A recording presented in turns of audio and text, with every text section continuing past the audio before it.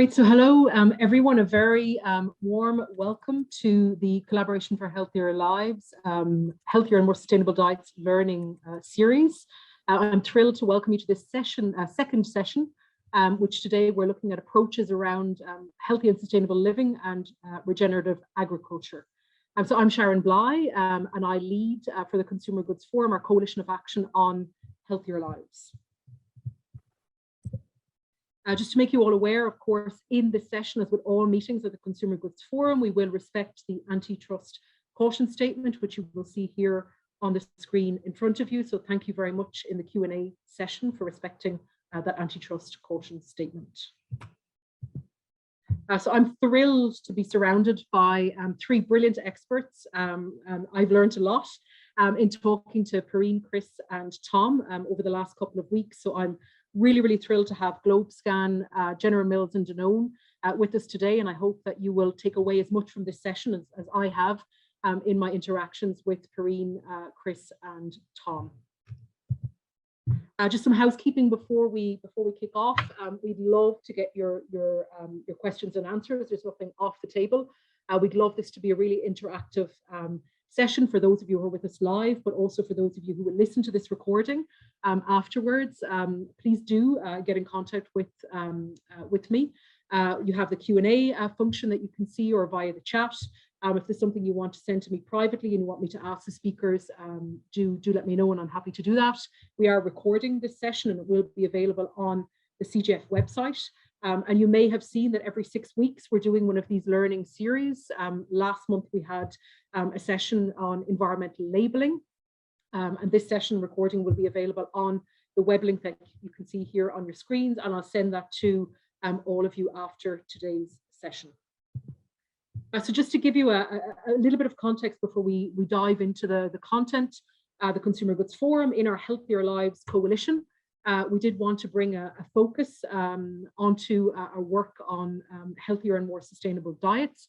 You'll see here three critical elements that our steering committee and core team brought together on what we think we can do as members of the Consumer Goods Forum to help people have access to a healthier and more sustainable diet, working with members, 400 members across 70 countries around the world. Part of what we have decided to do is this vision here that you can see on your screen, is making that healthier and more sustainable diet an easy and preferred choice. We want to ensure that we're working on, of course, championing taste, availability, affordability, and really working on what's the spirit of Collaboration for Healthier Lives around empowering that choice.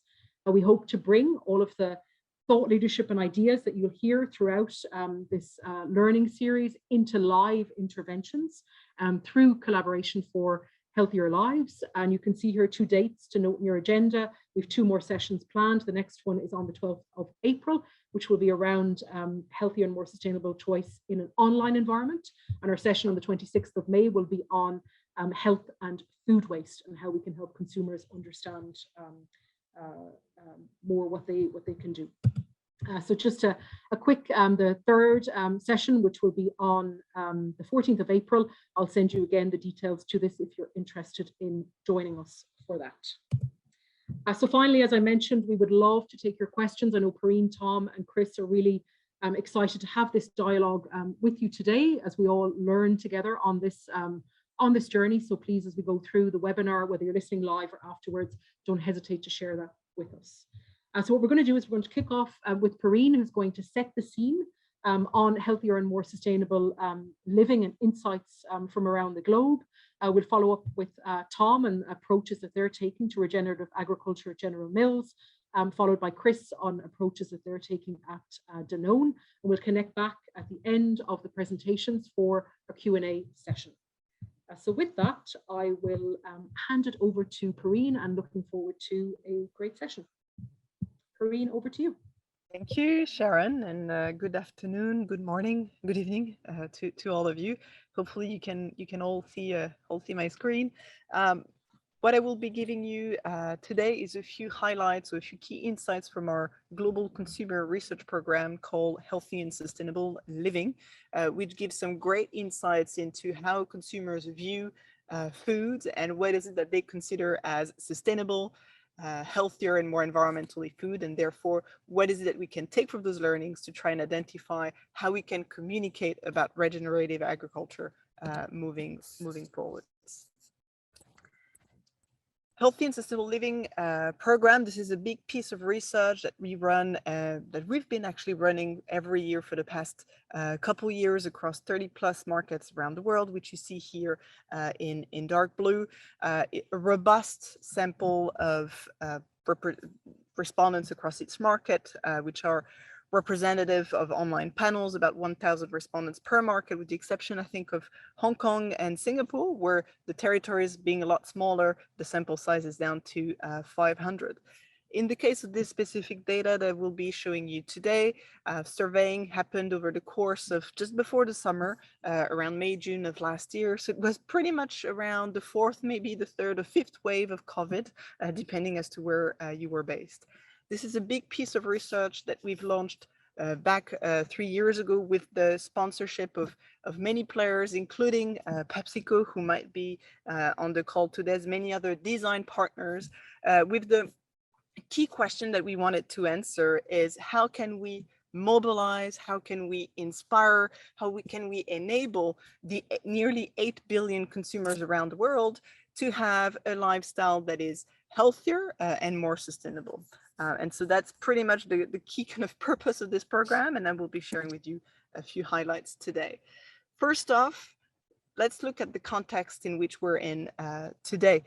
So certainly when we think of the key issues that are of most concerns to consumers generally around the world, what we find is certainly, yes, obviously, COVID remains at the very top, though it could be challenged by geopolitical issues very soon. But certainly climate change and environmental issues are also incredibly important to our consumers. So this is the very first question actually we asked in the survey. We show a wide range of issues, be it environmental, social, economical, to our consumer panel, and ask them, how much they see those issues as being very serious, somewhat serious, not very serious, or not serious at all. And what you see here are the percentages of consumers or citizens who rated each of these issues as being very serious across the 31 markets that we have. And what's very interesting, obviously, is coronavirus, the pandemic, is very much the ceiling that we're looking at, but immediately followed by environmental issues, which are represented in great proportion here, from climate change to the depletion of natural resources to water pollution, way ahead of issues like further down access to healthcare or unemployment or the gap between the rich and the poor. So what we're essentially looking at here is a crowd of consumers and citizens who are very much worried about how the world is going from an environmental perspective. And that obviously spills over into the food I eat. We see very strong consumer concerns over how their food is produced, and in particular, the environmental kind of conditions in which this food is produced. Here in our survey, again, looking at those 31 markets, we asked respondents to think about the many aspects in which food can be produced, either at the farm or how the food can be processed, shipped, stored, and even sold to them and disposed of.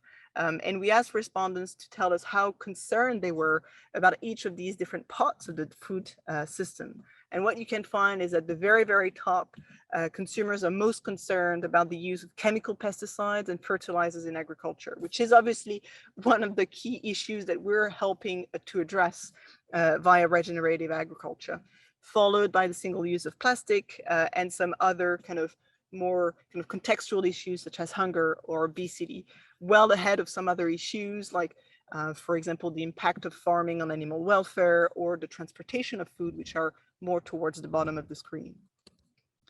When we look at the wide range of countries in which we've run this research, certainly the use of chemical pesticides, fertilizers is very much at the top of consumers' concerns across pretty much every market, with the exception of maybe Brazil and Turkey. And it's very much, amongst those top two, top three, in different, obviously at different levels, but it's quite consistent across the board, across every market we're looking at.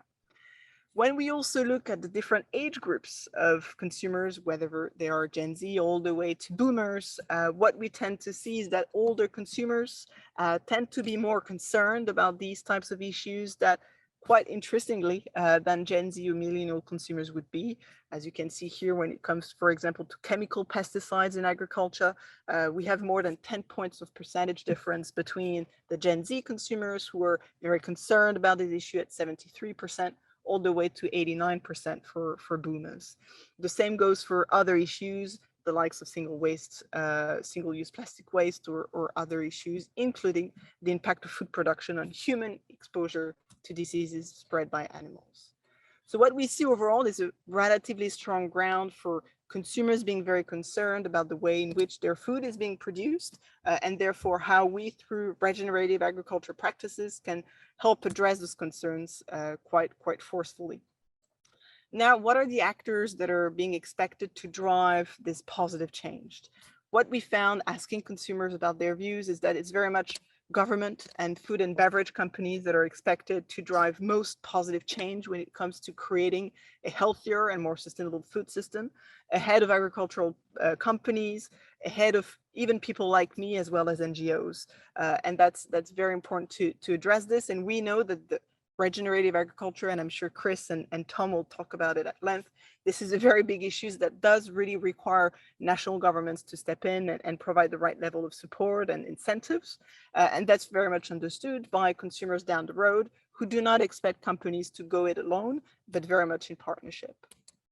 And that's very much true, again, across the board when we look at the very different markets in which we've run our survey. Oh, sorry.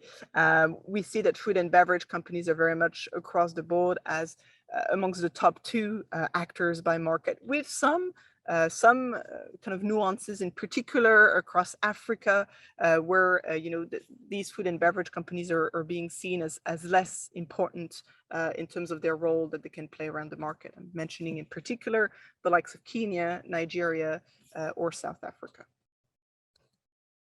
Now, what about consumer actions? In our very survey, again, we asked them how easy or difficult is it for them to either, cook a healthy meal, avoid throwing food away, all the way down to buying healthy food that is sustainably produced, so potentially produced in a way that's, from a regenerative agriculture that's compliant. And what we found is certainly cooking a healthy meal or avoiding to throw away food is seen as relatively easy, whilst opinion is a lot more divided when it comes to buying healthy food that is sustainably produced. And that is very much, again, pretty much true across the board, in particular in some markets where it is seen as something a lot more difficult. So here we're focused on the ease in blue versus the difficulty in orange. To buy food that's healthily, sustainably produced. And as you can see in some market, it's very much divided. Asia is actually quite split. We have markets, the likes of South Korea, or even in Hong Kong, or even in Singapore, where this is seen a lot easier than other markets, like, for example, South Korea, for instance. But the number one thing I wanted to make sure to finish off on was the very barrier that consumers see as what is making it difficult for them to buy healthy and sustainable food. It's very much affordability on one hand and availability on the other, way ahead of not being familiar with the brands that provide those healthier and more sustainable food, or way ahead even of not knowing what is healthy and sustainable food in particular. So there's a real equation that we need to address here. How can we provide food that's healthier and more sustainable, resulting from, for example, regenerative agriculture practices in a way that's also affordable and available for the many?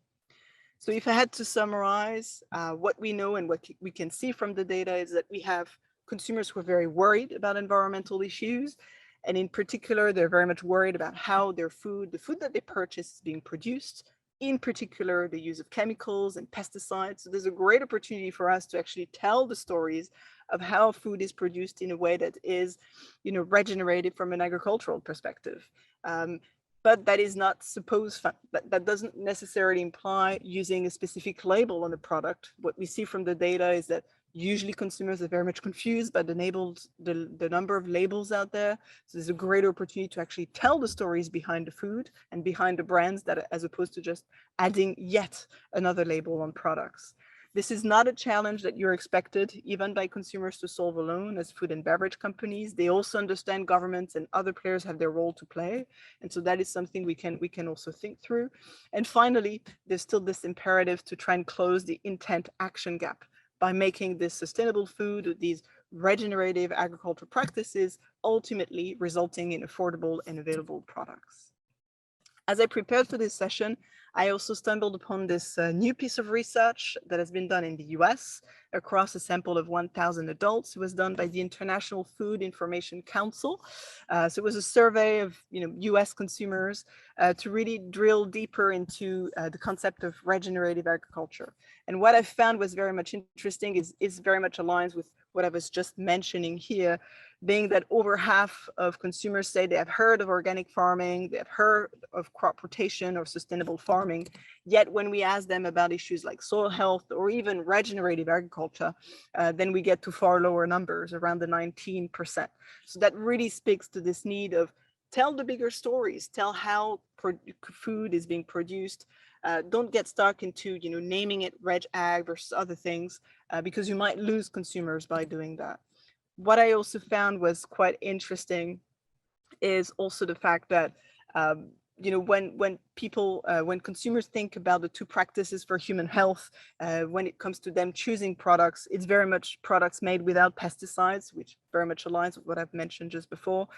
Far less so when it comes to growing using regenerative agriculture. So we again have to find the right balance in terms of the messaging that we use, and that this doesn't necessarily translate into a willingness from consumers to pay a premium from brands making claims around regenerative agriculture.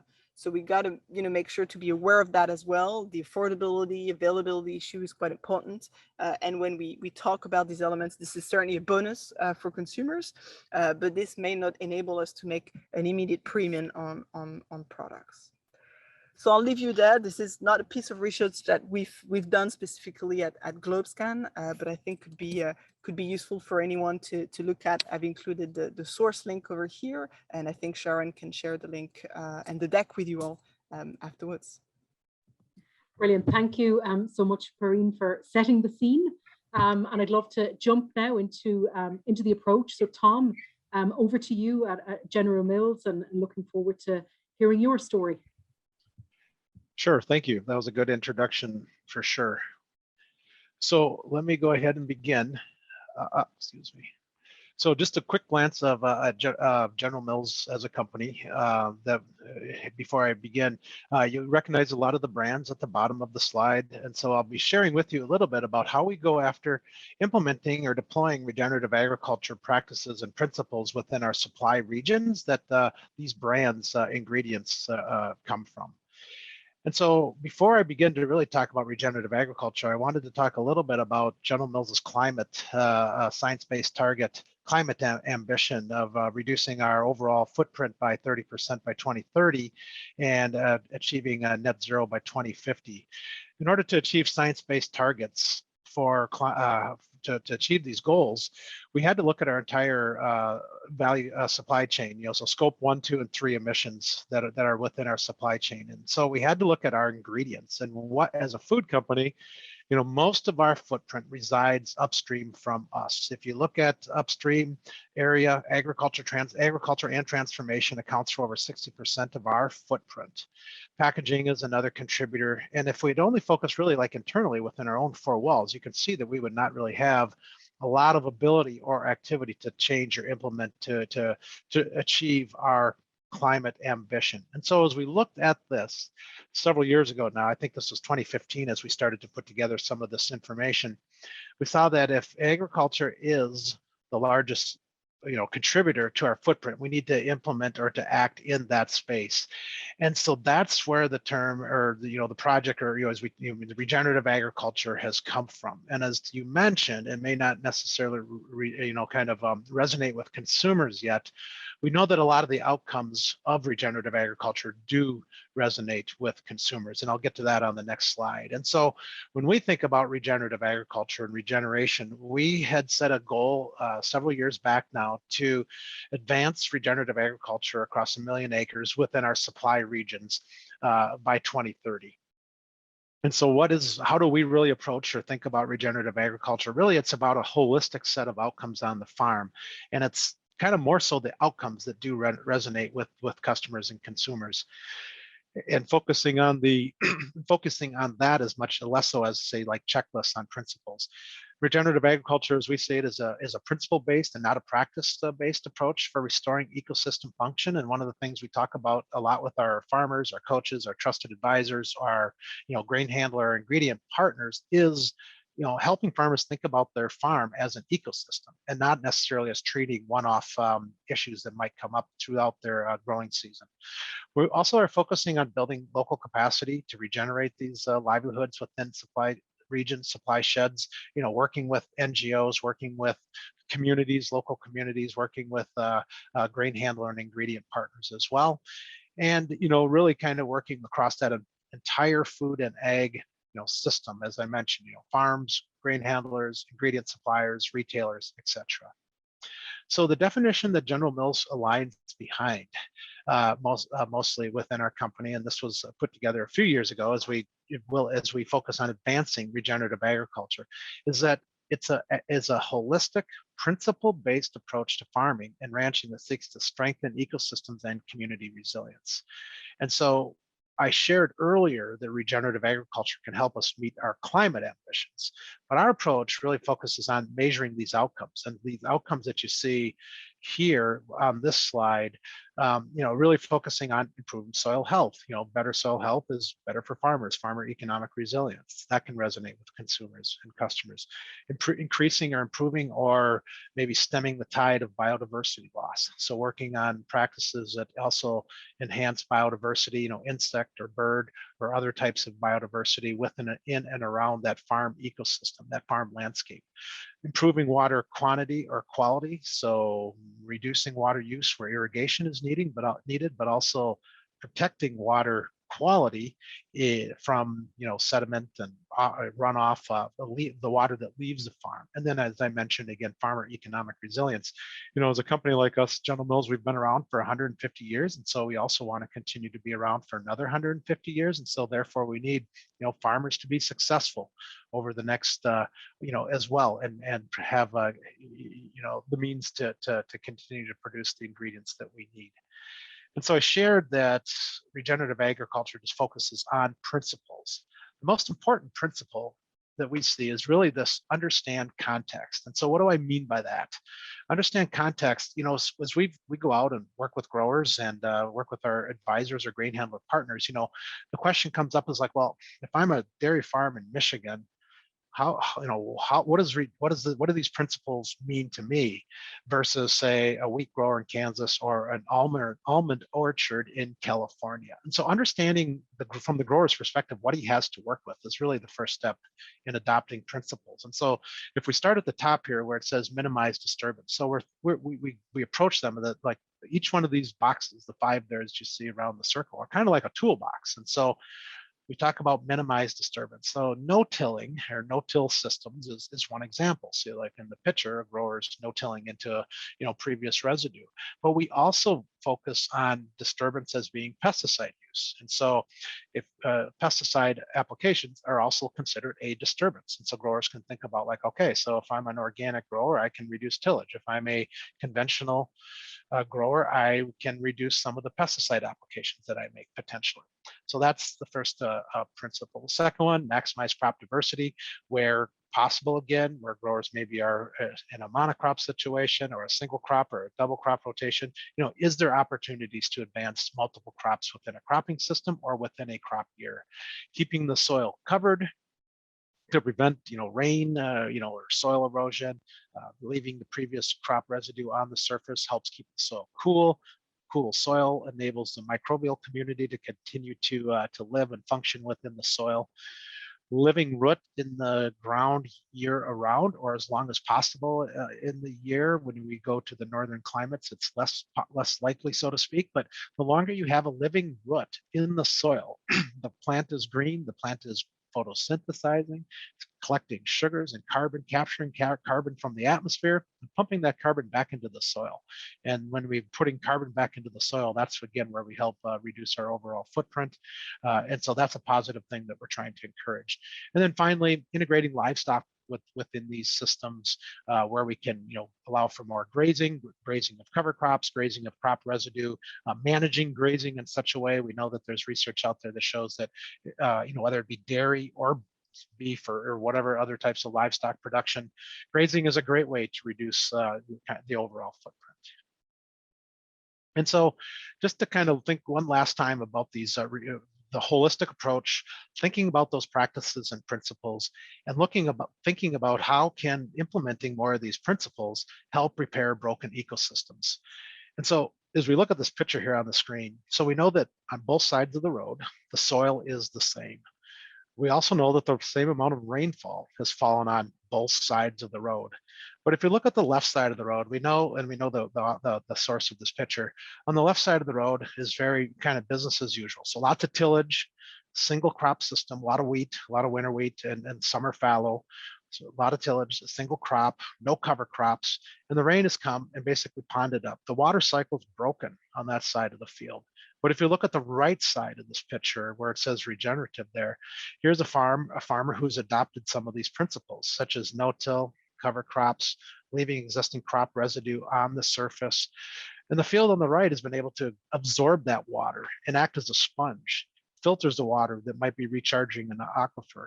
The water is there available for future crops or for the next crop or the crop that will be planted there.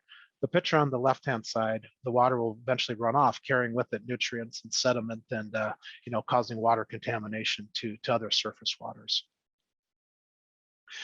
So how do we implement principles, and how do we go about adopting, helping farmers adopt some of the principles and practices I shared?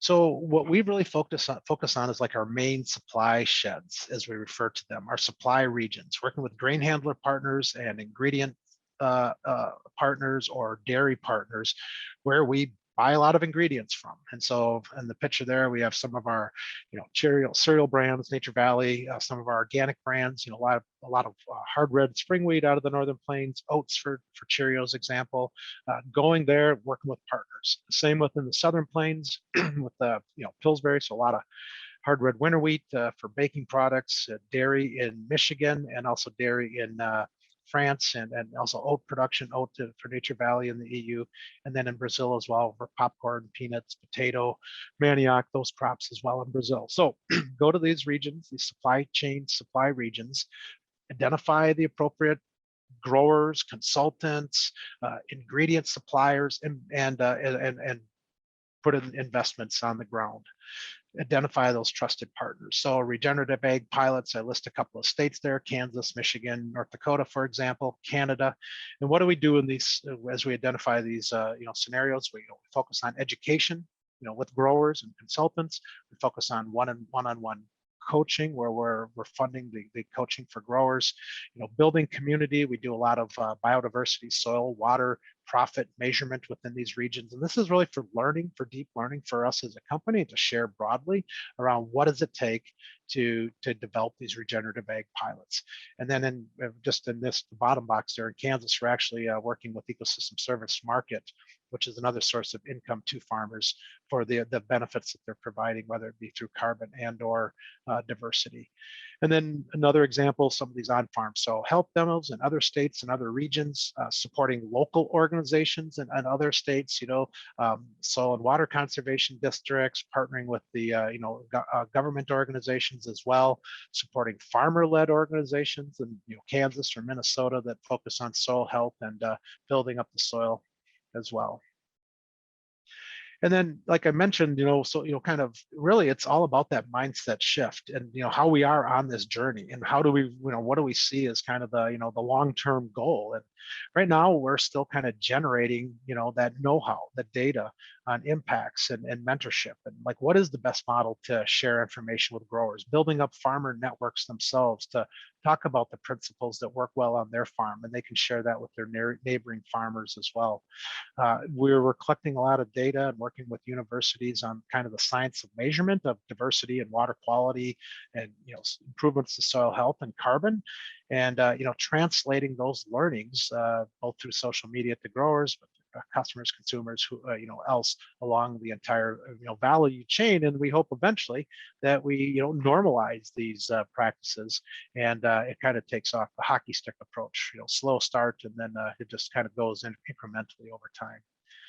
And lastly, how do we measure regeneration? I've talked about principles, and I'll talk about measuring, because again, we have a large focus on maybe carbon internally, but all the other types of positive outcomes as well. And how do we what is so that we can then share that with those that are interested in it. And so I'm going to cover just a couple of examples and then talk about the long-term approach. But one of the things that as we started out on our regenerative agriculture journey here a few years ago, to understand, soil health and, kind of what's going on in soil health and kind of like carbon storage in the soil, really involved a lot of, soil sampling. So you see the top picture here that, guys out taking soil samples, takes an hour to go on out and sample a field. And then, you send it off to a lab, and a couple, 3 weeks later, you get some results on soil carbon and water, aggregate stability, and, carbon storage, microbial communities and such like that. But really what we're working on is a couple of key partners right now that can use remote sensing and satellite imagery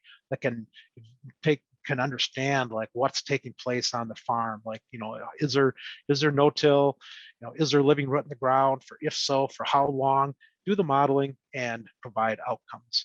Same with insect, water, bird, biodiversity as well. People out using sweep nets in flax fields, or taking, counting birds in canola fields, or whatever you might have. But again, looking at the changes on the landscape can then help us predict what those outcomes are. As we see no-till or cover crops, again, living root in the ground, or even animal integration, the remote sensing is getting to be quite good.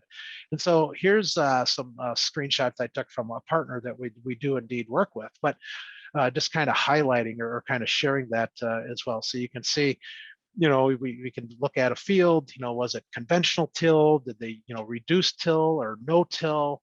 How much residue is on the ground? And this chart just kind of shares a little bit of these results, going back in time to like 2005, business as usual, we would see that we would be continue to lose, carbon in the soil over time. But this shows that as the adoption of no-till, we were starting to increase carbon in the soil. As the farmer integrated cover crops onto his farm, we also continued to increase additional carbon versus the lower line, which shows kind of the business as usual. And this just kind of breaks down some of the information on the bottom here, where residue cover, tillage practices, and changes in modeled annual changes in soil organic carbon. So we still have to do a little bit of soil carbon measurement, manually, but the modeling is coming together quite well and enabling us to do this quickly.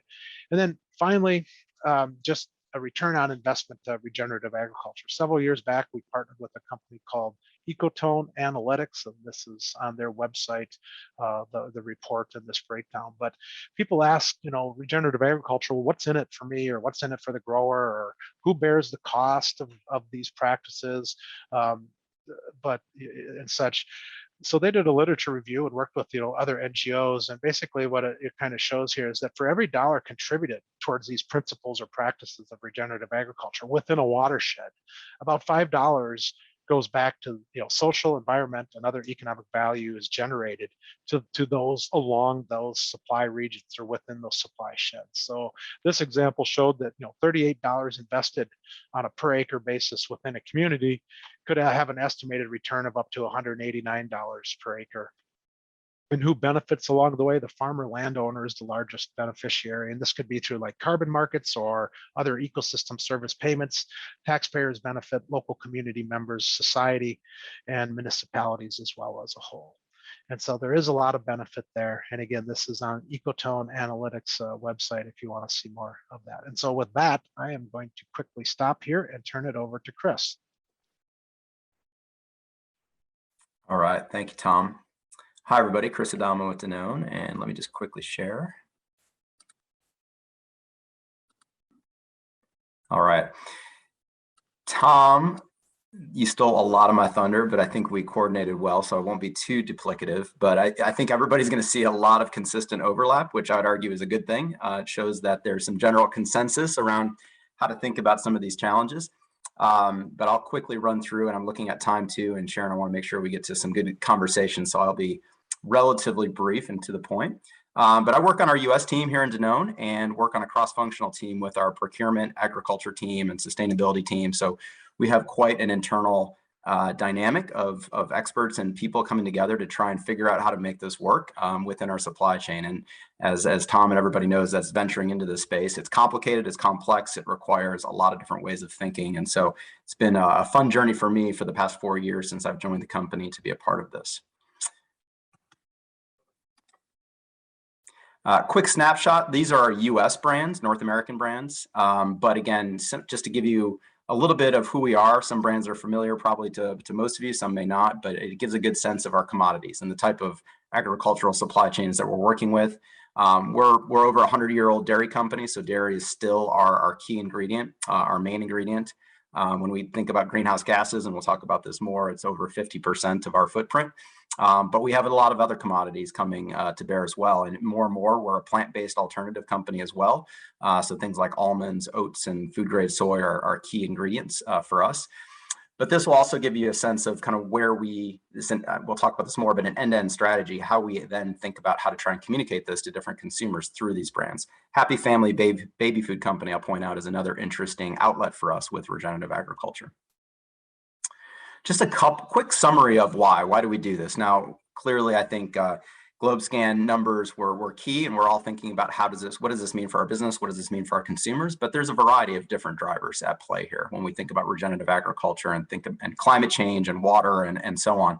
We're also a science-based target company. We have a target there for 2030 and 2050 climate change results. We're thinking about the resiliency of our farms. It's in our interest that these farms stick with us as suppliers for a long time into the future. And B Corp, we're over 60% of our company globally now is certified B Corp. Our US North American company is one of the largest B Corp certified entities in the world. And that's something that we're very proud of. And it's a continuous journey. Every 2 years, we get recertified for that. Also looking at financial disclosure. Clearly, our investors have been asking for some time for numbers. Danone started a carbon adjusted earnings offering a couple of years ago, but we're now looking at government getting more and more involved. This year, we'll probably see a proposed rule from the SEC here in the United States talking about how we need to all be thinking about public disclosure around climate risk, for example. So just a quick overview, because we get this question a lot. Why regenerative ag? Why do we think about this? And frankly, there's a lot of answers. What is regenerative agriculture? I think Tom did an excellent job of laying this out, but very succinctly, one way I think about it is, and I've been in the agricultural world for probably 15 years or so of my career, sustainable ag was the term that we all used 15, 10 years ago, even 5 years ago, arguably, still is used by some, in fact. That mindset, though, number one, is about more mitigating harm, mitigating bad. And this is more about how do we do good? How do we restore? How do we think holistically? Tom said that very well. I want to be very succinct on that. But again, a restorative, holistic mindset, I think, is key. For us in our supply chain, there are 3 main pillars, certainly some subsets of these, but we think first and foremost about the soil, the water, the biodiversity, those ecological outcomes. Animal welfare, especially as a dairy company, is incredibly important for us. And then the third being the health and welfare of the farms supplying us. Very outcome driven. Again, Tom, I'm going to keep referencing your good words, but we're thinking about these 5 KPIs overall: soil health, biodiversity, water, carbon, and economic, which would be the ROI to the farm in particular. These are the key macro indicators that we look at as we collect data with these farms that we're working with. We started back in 2017, starting with a few farms here in the US, and that included benchmarking and starting that how to figure out how to collect that data and what that data needs to look like from a quality standpoint. Also, just that approach to farms, why should they engage with us? Why should they be thinking about this? And so we're on, just finished our end of 4 years or so in this journey here in the US. In December, we announced kind of the results so far of the 4 years. We have a number of good numbers there and different indicators. We're actually up over 140,000 acres in the US and Canada alone. And just quick, because sometimes folks ask me this a lot, and as a dairy company, why are we talking about acres? We're talking about the feed to the cows. So really important piece of the overall dairy pie when we think about it. And these are, we're looking at cover crops, we're looking at different habitat that might exist or might be restored on the farm. Soil health overall is an indicator for water and for CO2 sequestered.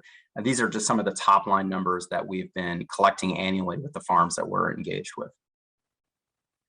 Again, that 5 year or so journey that I mentioned really started from a number of different drivers. We actually started thinking about this around GMO disclosure back when that was a hot topic 7 or so years ago.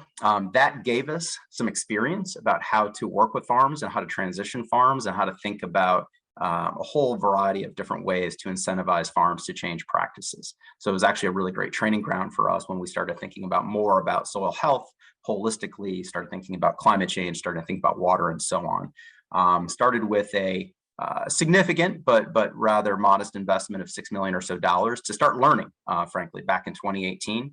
That has expanded rapidly over the last few years. I think last year we invested from our budgets $12 million or so to farms here in the US just for different practice changes. And of course, practice changes can vary greatly in terms of cost and upfront investment, but we're looking at a number of different ways to continue this upward trend, hopefully with not just acres enrolled, but the types of practices then that we're transitioning on those farms.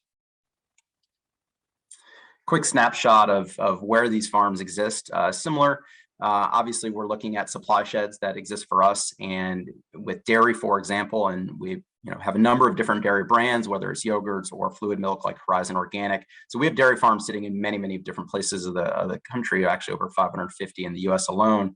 No surprise for anybody that knows dairy, but the Northeast and Mid-Atlantic and upper Midwest, and then Western dairy sheds are all key to us, obviously, for regional distribution and processing purposes. So we're thinking very strategically about how do we line up directly with those farms in those supply sheds and start to work with them very directly in terms of getting the benchmarks, getting the data collected, and thinking about what the strategic investments can be to measure change on those farms.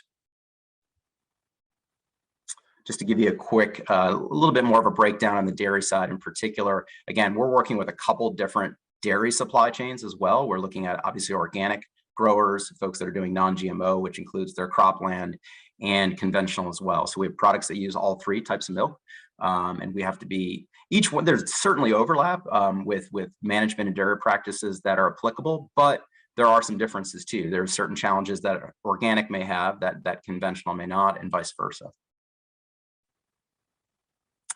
Almonds, obviously a very specific agricultural system. We do a lot of almond dairy alternative products, whether it's yogurt or milk, such as our brand Silk. So we've been, again, thinking about how do we directly engage with orchards in the Central Valley, California, and do a very similar sort of benchmarking, field by field data collection, and then thinking with the farm, what are the different practices that can start to be implemented to produce the types of outcomes on climate and on water and biodiversity that we'd like to see. We're also thinking strategically with partnerships, as are a lot. One example is Farming for Generation, something that was kicked off a couple of years ago, and this was done with a number of other companies in the agricultural dairy sector. Again, just an information sharing arrangement, thinking about how ways we can talk about animal care, crop sciences, and best practices overall that we can start to increase and accelerate the types of outcomes that we're wanting to engage on. But just a quick snapshot here. There are other companies such as Corteva, and DSM, two agricultural giants, obviously, that are really important to us. And we have about 25 dairy farms that are the experimental grounds for different types of practices then with all these partners that we can start to learn from. Another partnership here in the US, and this is really a financing partnership as well as an agronomical experiment too. National Fish and Wildlife Foundation is a key partner for us to work with the federal government and try and tap into some of the abundant financing, frankly, that's available here in the US to direct directly to the farms. These are not dollars that come to Danone, they're dollars that supplement Danone budgets and go directly to the farms, where we can think about different types of practices, as you can see in the box there, with different farms in different regions. And so we can start to compare and contrast a little bit about the different outcomes, because regionality and climate that you find, whether it's the upper Midwest or the dry arid West in the United States, you may get different outcomes, and you may have to prioritize different practices as a result. So this has been it was about a $3 million grant initially that we achieved a couple of years ago from our Department of Agriculture, and been very key for us to start to accelerate some of those practices. Excuse me. I won't be too redundant here.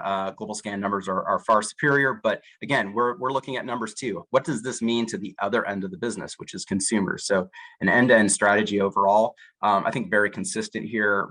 People want to know where their food comes from. People want to know, they may not know what regenerative is. And frankly, we have a great experience with organic. Organic is one of the best well-known labels out there for a lot of US consumers, but people probably can't define what organic is. They may have an idea that is correct, but is again, a very holistic type of, excuse me, ag production that is not well defined. Excuse me. But again, thinking about how do we talk about this to our customers? How do we think about this to consumers? And you can see how we're lining up the different brands with different potential, excuse me, retailer options. And thinking, and this is really future looking here. We are just starting to crack into this. We're just starting to really make moves to translate this to different audiences beyond our farmers.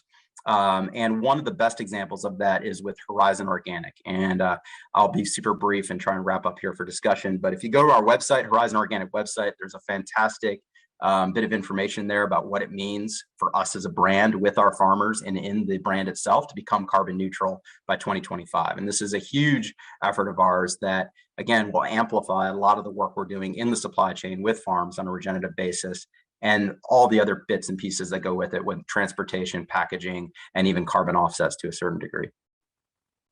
But this is a huge opportunity to communicate to a much larger audience and try and create a value system for this regenerative work at the farm end. I touched a little bit about the grant partnership that we had there with our Department of Agriculture and National Fish and Wildlife Foundation.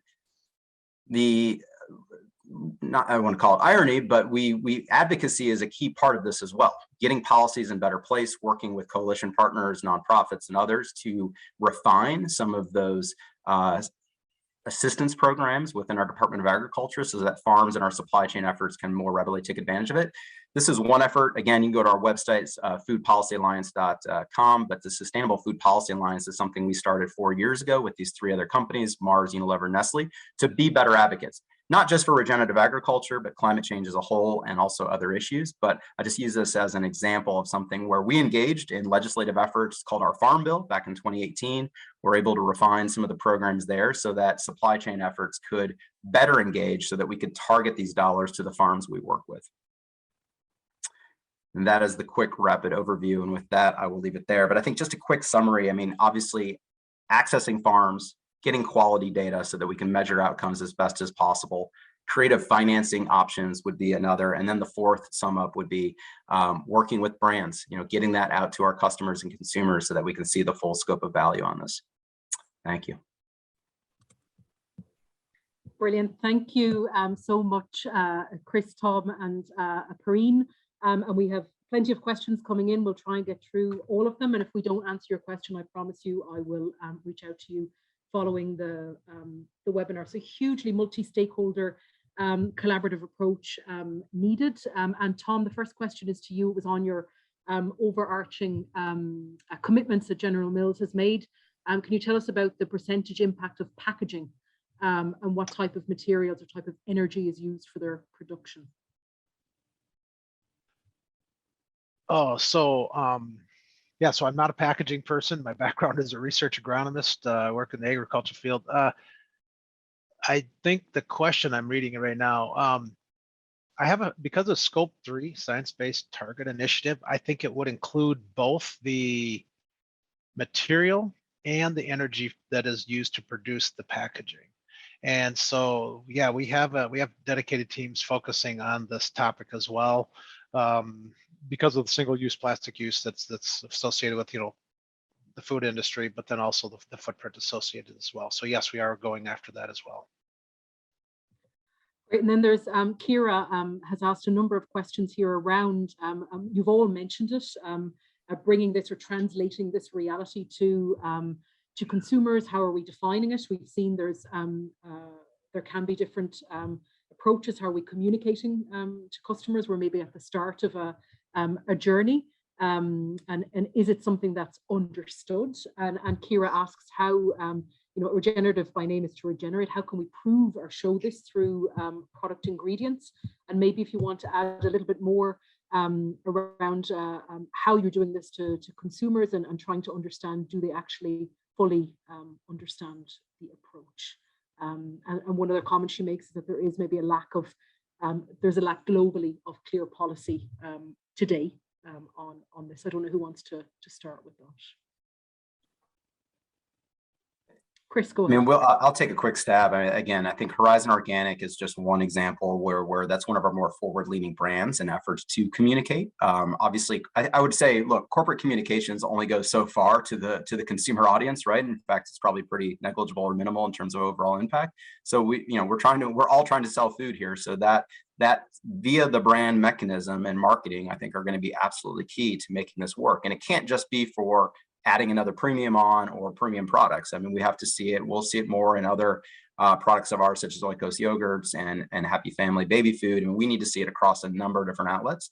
And frankly, these are early days. We're learning, we're experimenting, we're thinking about creative ways to get this out via direct marketing, via retailers, and all those other mechanisms. But I think you'll see more and more of that in the next few years to come.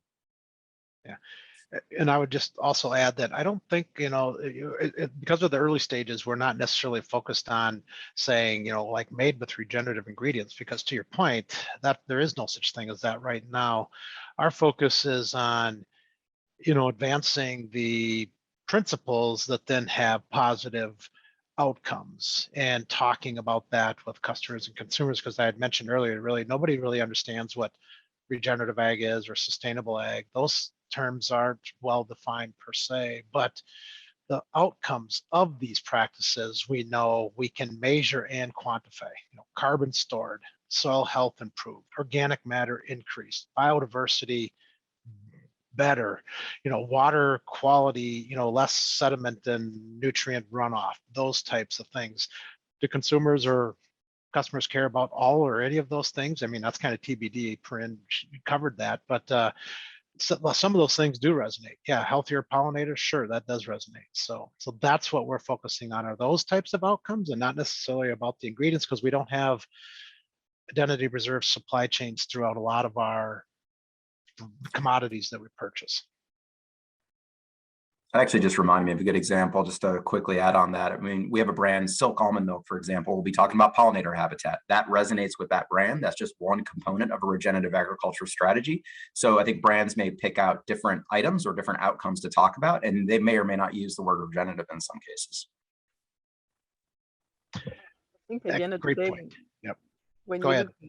When you look at this, you really have to look at your brand or your category, see what your consumer cares, what do they care about the most, what is that your category or your brand can uniquely impact, and then try and find that sweet spot where you can focus. But I think it's less so right now about labeling your products regenerative, agriculture friendly. This will just result in greater confusion amongst your consumers. It's find a way to tell a relatable story that's simple, authentic, and that speaks to your consumers, what they care about. And it could be, it could be environmental issues, or it could be also the fate of farmers. We know consumers are very much concerned about how farmers are getting through those times. And so for your brands to show that they're very much collaborating with farmers, helping them improve their practices, working together as one, that type of thing can also resonate. So we really have to think broadly and think most about our audience rather than our agenda. Brilliant, thank you. And it's great food for thought for our Healthier Lives Coalition and how we can work with all of you on the process through our behaviour change initiatives around the globe. Laura wants to know more about vertical farming and other high-tech methods, some of this long-term strategies, obviously, and regenerative agriculture. Do they actually complement each other on the journey? Chris or Tom, do you want to take that? I think possibly, right? It depends. I'm not an expert in vertical farming. I'm aware of some systems out there. We've taken a look at a few even. It depends, and we're going to have to learn more on it. We'll look at what's the overall energy use for that vertical system. How far are the product being distributed and to where? If one can line up close to a processing facility and run off of cleaner energy or be efficient enough, possibly a great add-on, right? But I think these are things we're still trying to learn and understand. And it depends is a key phrase we'll have to think about. Great, I'll keep us moving. We have a question on organic fertilizer or compost and the development around to meet the needs maybe of large scale agriculture. The challenges regarding waste to landfill. Do you think compost or fertilizers produced with organic waste will be a possibility to decrease the waste problem? And do you know of any projects or pilots that are in place that we could share with Regina? I don't have, I mean, I know that we, through our organic brands as a company, we've partnered with over the years to identify sources of organic compost that the growers can have access to. I mean, I think it's a great fit. And I think, as we think about kind of the context that a grower operates in, that's where the growers are going to have to kind of identify, what works on their farm. So I don't have I guess I don't have an answer to the last question of the question. Do I know where there's a project to begin with, but I do know that they're widely used out there. So. Yeah, and it depends. It may depend on your definition of organic waste as well, but there might be opportunities to better utilize waste at a plant, number one. There's a number of different, whether it's a biogas option or even food for animals. Those are two different things that can be considered. Another that we work with a lot of dairy farms on is how to better utilize and more efficiently utilize manure waste streams as a crop input. And that can be done well, it can also be done poorly, but thinking about innovative ways that they can reduce their synthetic nitrogen applications through more efficient organic waste there in the dairy farm is a huge example of an opportunity. Great. We've another comment just in terms of time around Perrine's presentation, and we can see the demand for change from consumers all over the world and how much of it is understood by consumers. I think Tom and Chris, you covered that quite well. So I'll move over to the next question from Aurélie. It's for yourself, Chris, around brand activation that you mentioned, and do those propositions come with a premium to the consumer? Not necessarily, and that's certainly not the foundation of the business models that we're trying to develop. And again, it may just depend on the brand. So, with Horizon Organic's already a premium, obviously, but I don't think you're necessarily going to see an additional premium stacked on top of that organic premium. Again, something like Silk almond milks and Oikos yogurts. Those aren't necessarily premium products.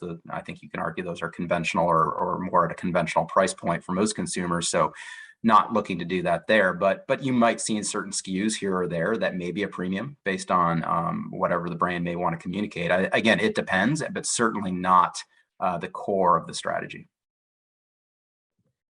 Great, and I'll take two more questions. One is for you, Tom. The digitalization to advanced measurement that you shared, how much does it help you already? And you talked about long-term and mindset shift. What's your dream? When do you kind of see that happening, and what's that time horizon? And that question is from Sure. Jen. Yeah, there are several commercially viable companies already out there that exist that specialize in the remote sensing of landscape change. And so we anticipate using that this calendar year already to look at our supply regions and understand what's going on the ground. There's, like I say, there are several out there. The value of this, really looking at using this technology, is that that'll also help us give a more accurate analysis of what our footprint is within these supply regions as well. So yeah, they're out there, and we're ready to start utilizing them. Great, and then two other questions based on the farmers and their involvement. Of course, you both mentioned how important they are in the process. A question from Leopold on how big is the interest from farmers participating in your programs? Do you need more to participate? Everywhere we go, we get farmer interest. So we have no problems getting farmers. Yeah, I agree. I mean, at farms, we have a very distinct strategy on the farm outreach. We have to do outreach, right? It's a very person-to-person strategy. We have to have real people on the ground talking to farmers, number one. This can't just be a vacant signal sent down the supply chain or sent up the supply chain, rather. I mean, we have to talk to them. We have to walk through what it means, and we have to have real technical assistance provided to them, maybe for the agronomic practice, maybe for the financial options to bear the upfront cost. It's a partnership. So the farms are certainly willing to talk, and depending on their situation too, you may get different degrees of acceptance, and it's probably going to be a little bit over time, right? It's not a let's do it all at once. Let's sign us up for everything, but we see farms engage in one practice one year, and then okay, let's think about what's next. Brilliant. Well, thank you. We've already come up to the end of the time. Just maybe the final minute, if you want to leave a closing word with the audience and for those who will log on and listen to us later. Anything, yeah, you'd love to see happening in this space, or you're surrounded by many peers on this webinars. Yeah, if each of you want to just leave a closing word, maybe a call to action to your colleagues, and just a big thank you to everyone for participating. So Perrine, let's start with you. Well, I guess one of the key message I take away also from Tom's and Chris's presentations is to really let the brands own this agenda and take it to the consumer in the language in which consumers want to be addressed. I think that's really is the key. Not try and force feed the regenerative ag language if that didn't work really on the consumer's end. Really start from what's on the consumer's mind and what is important to them. Thank you. Yeah, very good. Tom, I would word? I would just add that yeah, it's a journey, and we're always looking for partners and new technology, and along the whole supply chain, from the farmer, ingredient handlers, grain elevators, you name it, all the way to the retailer. No, just to echo that, I think, again, this is a long-term strategy for all of us, right? We're experimenting and innovating as we go. We learn every year with every farm that we work with, and we certainly don't have it all figured out today, but certainly we're farther ahead than we were 5 years ago when we started. And I think it just takes all of us to just start, whether it's with 1 farm, 5 farms, or 10 farms. We just need to get started and learn as we go and share and talk to each other about the struggles, right? And we have to be honest about the difficulties in this as well. Great. Well, thank you so much, Perrine, Tom, and Chris, for being with us as part of this learning series. Our next session on consumer choice with the retailer is on the 14th of April with Ahold Delhaize, and stay connected to CGF for more on this topic. A big thank you for sharing, and thank you for listening. Goodbye, everyone. Take care.